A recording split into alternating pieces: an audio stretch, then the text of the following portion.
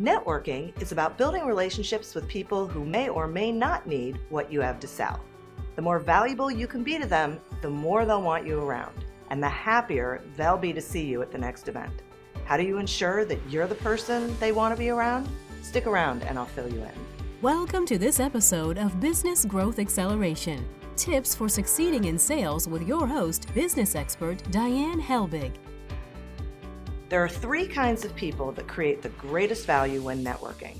They are the listener, the connector, the resource. The listener. This one reminds me of Dale Carnegie. In his book, How to Win Friends and Influence People, he tells stories about how being a good listener prompted people to see him as a great conversationalist.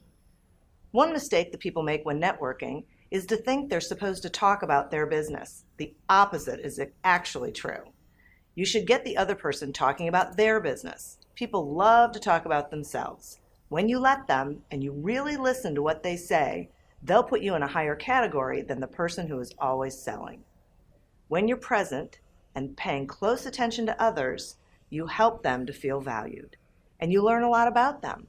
People do business with people they like, and this is a great way to become someone people like.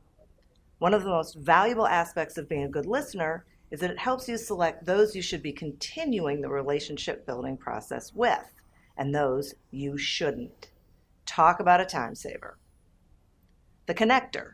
Everyone loves the connector. This is the person who, because she gets to know people and because she actively listens, can connect people to resources, prospects, and networking partners. The connector is someone who's always thinking about who they know and how they can help others.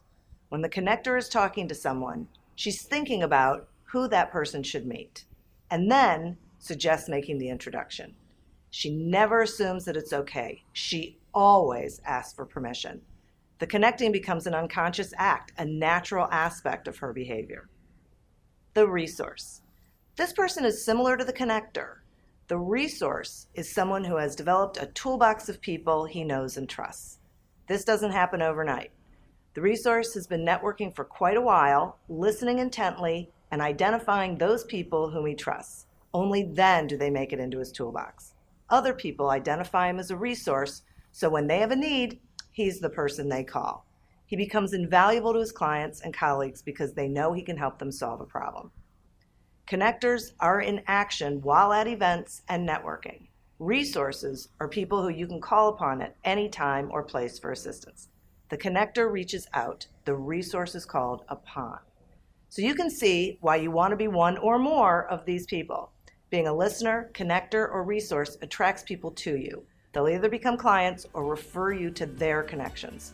Learn more about how to grow your business at seizethisday.co.